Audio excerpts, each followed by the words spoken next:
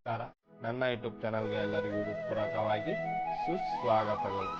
ಇವತ್ತಿನ ಶ್ಲೋಕ 41ನೇ ಶ್ಲೋಕ ಆಗಿರುತ್ತೆ. ಇವತ್ತಿನ ಶ್ಲೋಕ ಹೇಳುತ್ತೆ, ನಮ್ಮ ಜೀವನದಲ್ಲಿ ನಾವೇನೇನಾಗ್ಲಿ ಒಂದು ಕರ್ತವ್ಯ ಮಾಡುವಾಗ ನಮಗೆ ಅಡ್ಡ ಬರೋದೇ ಕಾಮ ಮತ್ತು ನಮ್ಮ ಆಸೆಗಳು ಅಂತ ಈ ಶ್ಲೋಕ ನಮಗೆ ಸಂಪೂರ್ಣವಾಗಿ ತಿಳಿಸುತ್ತೆ.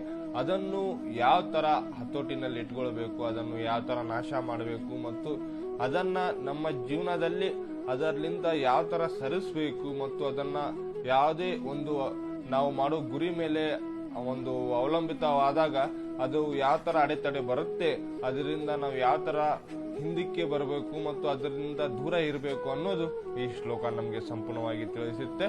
ಭರತ ವಂಶದ ಒಂದು ಅರ್ಜುನನು ಯಾವ ತರ ಪಾಪ ಮತ್ತು ಪುಣ್ಯದ ಕೆಲಸವನ್ನು ಯಾವ ತರ ಮಾಡಿ ಅದನ್ನ ನಾಶ ಮಾಡ್ತಾನೆ ಅಂತ ಶ್ರೀಕೃಷ್ಣ ಪರಮಾತ್ಮ 41ನೇ ಶ್ಲೋಕದಲ್ಲಿ ನಮಗೆ ಸಂಪೂರ್ಣವಾಗಿ ತಿಳಿಸಿದ್ದಾರೆ. ಹಾಗಾಗಿ ಈ ಶ್ಲೋಕವನ್ನು ಸಂಪೂರ್ಣವಾಗಿ ನೋಡಿ ಮತ್ತು ನನ್ನ ಚಾನೆಲ್ ಅನ್ನು ಸಬ್ಸ್ಕ್ರೈಬ್ ಮಾಡಿಲ್ಲ ಅಂದ್ರೆ ಸಬ್ಸ್ಕ್ರೈಬ್ ಮಾಡಿ. ಮತ್ತು ಇವತ್ತಿನ ಶ್ಲೋಕ 41ನೇ ಶ್ಲೋಕ ಆಗಿರುತ್ತೆ. ಹಾಗಾಗಿ ಈ ಶ್ಲೋಕವನ್ನು ಸಂಪೂರ್ಣವಾಗಿ ನೋಡಿ ಅಂತ ನಾ ಭಾವಿಸ್ತೀನಿ. ಮತ್ತು 41ನೇ ಶ್ಲೋಕ ಏನಿದೆ ಮತ್ತು ಅದರ ಶ್ಲೋಕದ ಅರ್ಥ ಏನಿದೆ ಅಂತ ನಾವು ಇವತ್ತು ಸಂಪೂರ್ಣವಾಗಿ ತಿಳ್ಕೊಳ್ಳೋಣ ಮತ್ತು ಇವತ್ತು 41ನೇ ಶ್ಲೋಕನ ಚರ್ಚಿಸೋಣ.